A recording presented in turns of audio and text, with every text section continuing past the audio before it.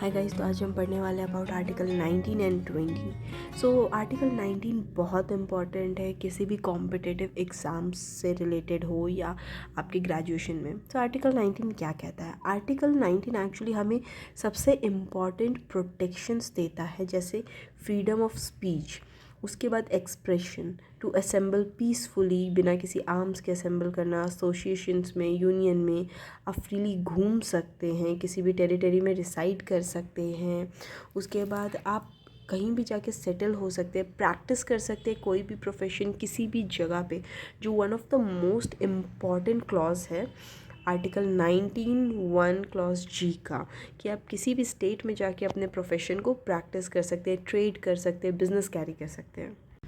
उसके बाद ये आपको वो राइट्स देता है जिसमें आप क्या कर सकते हैं, आपके पास फ्रीडम है किसी भी वर्ड्स को कहने की, स्पीच है, एक्सप्रेशंस है, बोलने की, इस पर आपको कोई रोक नहीं सकता है, ठीक है। However the state can stop you from using some words information in case of national security.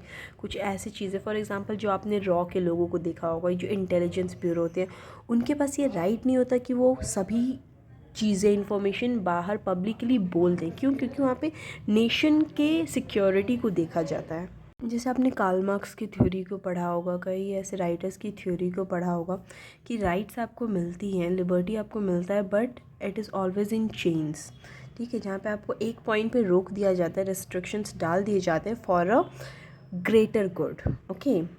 आता है आपका freedom to assemble and freedom to form association of union और सोसाइटीज़।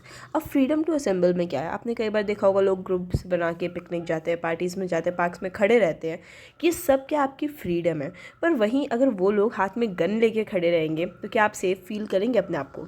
उन केसेस में इन फ्रीडम्स को रोक लिया जाता है। आपने देखा होगा कई कंपनीज़ में ऐसे ग्रुप्स बनाए जाते हैं, सोसाइटीज़ बनाई जाती है, जहाँ पे वर्कर्स के लिए, लेबर्स के लिए, उनके काम को और उनके लिए एक प्रोटेक्शन दिया जाता है, सेफगार्ड्स दिए जाते हैं इन ग्रुप्स को फॉर्म करके। तो इन ग्रुप्स को फॉर्म करने का क्या है, एक फ्रीडम है। उसके बाद आता है फ्रीडम टू मूव फ्रीली। आप जहाँ चाहें घूम सकते हैं, कोई आपके ऊपर वैसे रिस्ट्रिक्शंस नहीं डाल सकता कि आप इस जगह नहीं आ सकते, उस जगह नहीं जा सकते। उसके बाद आता है freedom to reside and settle. पूरे इंडिया में आप किसी भी स्टेट में जाके सेटल हो सकते हैं, रह सकते हैं, उसके ऊपर कोई आपको रोक नहीं सकता। उसके बाद आता है आपका freedom to practice any profession, business, occupation और ट्रेड। आप इंडियन टेरिटरी के अंडर में कहीं पे भी फ्रीली जाके अपने किसी प्रोफेशन को, बिजनेस को, ट्रेड को प्रैक्टिस कर सकते हैं, कोई आपको रोकेगा नहीं। नेक्स्ट आता है आर्टिकल 20। आर्टिकल 20 जो है ये हमें प्रोटेक्शन देता है किन चीज़ों से? जब भी आपको किसी ऑफेंस के लिए अरेस्ट किया जाता है या आपके ऊपर एलिगेशंस लगाए जाते हैं, उस टाइम पे किस तरीके से आपको लॉ प्रोटेक्ट करती है, आपके क्या क्या राइट्स होते हैं, वो हमें बताया गया आर्टिकल 20 में। ये राइट्स हमें दी गई हैं आर्टिकल 21, 20 क्लॉज 2, 20 क्लॉज 3 में, जिसमें हमें पहला x post facto law, protection from double jeopardy and self incrimination दिया गया है। अब मैं इनको आपको एक एक करके एक्सप्लेन करती हूँ अबाउट दीज प्रोटेक्शंस, जिसमें सबसे पहले आया है एक्स फैक्टो लॉज।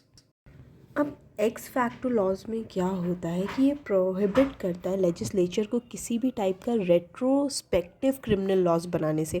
जैसे सपोज़ किसी आदमी ने कोई क्राइम किया अभी से 20 साल पहले, उस टाइम उस क्राइम के लिए जो पनिशमेंट थी वो अलग थी, और अभी वो क्राइम के लिए पनिशमेंट अलग लाई गई है।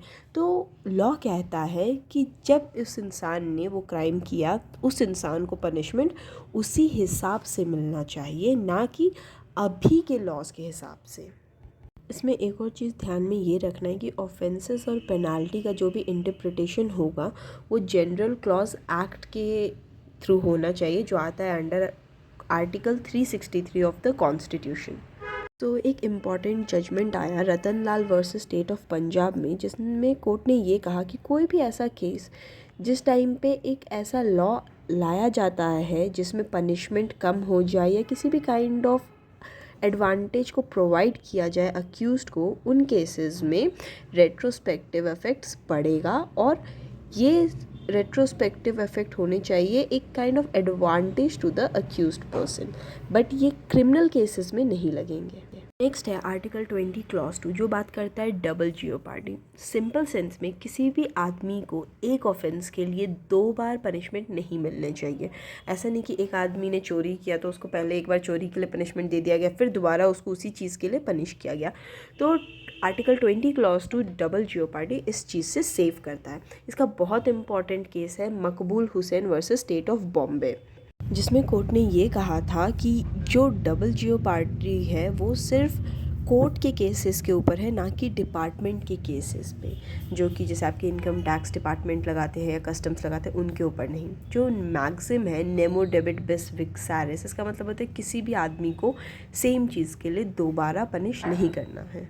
एक इम्पॉर्टेंट केस में जो कि Thomas Das versus state of Punjab है, कोर्ट ने ये कहा कि किसी भी केस को अगर इस कंडीशन में आना है तो उसके लिए एक अक्यूज़ होना चाहिए जिसके ऊपर जिसने ऑफेंस किया हो, एक प्रोसिक्यूशन हेल्ड होना चाहिए और जो रिज़ल्ट हो प्रोसिक्यूशन का वो पनिशमेंट होनी चाहिए, तब जाके डबल जियोपार्डी लगती है। उसके बाद आता है आपका सेल्फ इनक्रिमिनेशन। सेल्फ इनक्रिमिनेशन का मतलब क्या होता है? कोई भी इंसान जो किसी ऑफेंस के लिए जिसके ऊपर चार्जेस लगे हैं वो अपने अगेंस्ट में ही कोई स्टेटमेंट नहीं दे सकता, वो अपने लिए कोई विटनेस नहीं बन सकता या एविडेंस नहीं बन सकता। तो इससे क्या होगा कि लोग अपने आप को बचाने के लिए अपने फेवर में स्टेटमेंट्स देंगे। सेल्फ इनक्रिमिनेशन के 2 इंग्रेडिएंट्स होते हैं। पहला कि एक आदमी के ऊपर ऑफेंस का चार्ज लगना चाहिए और दूसरा उसे अपने अगेंस्ट में ही विटनेस बनना हो। In case of Nandini Satpathy versus P L Dani, इसमें क्या होता है करप्शन के चार्जेस लगाए जाते हैं एक आदमी के ऊपर और पुलिस उनको बुलाती है कि आपसे कुछ आंसर्स चाहिए। तो वो क्या कहते हैं, वो बोलते हैं कि नहीं ये है I am protected under 20 clause 3, but court ने क्या कहा कि ये इसके ऊपर इम्पोज नहीं होगा क्योंकि इन्वेस्टिगेशन के लिए पुलिस आपसे क्वेश्चंस पूछ सकती है जो आप अपने अगेंस्ट नहीं दे रहे बट उस एक्शन के अगेंस्ट दे रहे हैं। फिर एससी ने ये चीज़ क्लियर किया कि सिग्नेचर, थंब इम्प्रेशन या कोई भी स्पेसिमेंट्स जो है वो आर्टिकल 20 क्लॉज 3 के अंडर में प्रोटेक्टेड नहीं है। तो किसी भी अक्यूज्ड को इन तीनों आर्टिकल के अंडर में प्रोटेक्शन मिल सकता है।